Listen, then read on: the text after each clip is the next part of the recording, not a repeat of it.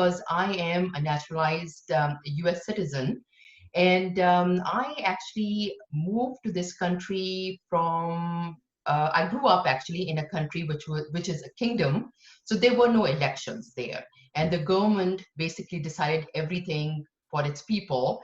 So for me, in this country, one of the biggest privilege is to be able to vote. And I've been a naturalized US citizen since 2005.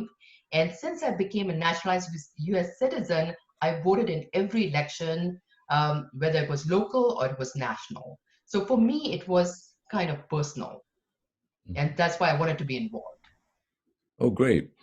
And so what kind of advice would you give to people maybe who are a little bit, I don't know what the word is. Let's see, cynical, they're just frustrated because a lot of times when elections come up, I hear people go, "Oh, I don't really like either candidate," and they say, "Oh, it's the lesser of two evils," and all this other stuff. I mean, what would you say to them to just encourage them to participate? Yeah. I mean, the way I see it is, I feel, especially when it comes to minorities, I feel that generations of minority Americans have fought really hard for this right. So I look at it as a right that U.S. citizens have, and I feel that everybody should use that right and also that privilege. And it's very important. I feel, and I understand what you're saying, that I see it in my community as well, that there's a lot of political disengagement, and a lot of people are kind of feel like it's don't have like a lot of trust in the process.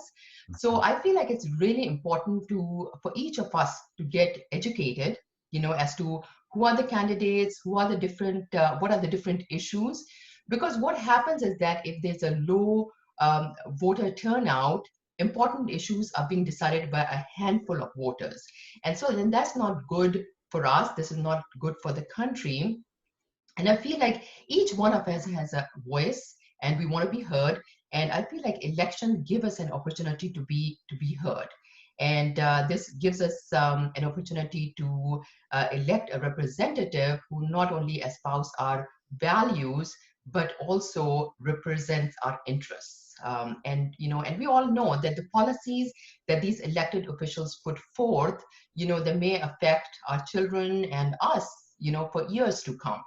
So I think it's really important to be engaged here, and to know exactly what's at stake. Well, and you touched on something about really looking at the candidates and looking at the issues. And I mean, you can get on the computer and Google things and find out about how candidates have voted in the past. I mean, the information is there. Um, but personally, when you're thinking about who you want to vote for, what are some of the things that go through your head, or how do you approach that whole process of maybe researching or learning more about the candidates? I mean, do you make sure you watch debates, or do you Google a lot, or what's your approach to that? I feel like we are in a great place right now because it's so easy to get information. At the same time, I also feel that we are at a place where there's a lot of misinformation out there. So both of these issues are there, and I do all of the things that you like alluded to, So I do watch the debates, and I do research, and I look at a number of different outlets, when I'm doing my research.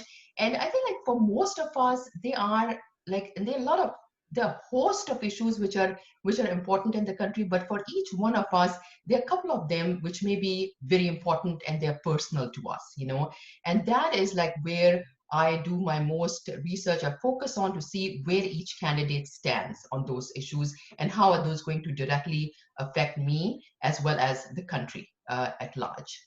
Mhm.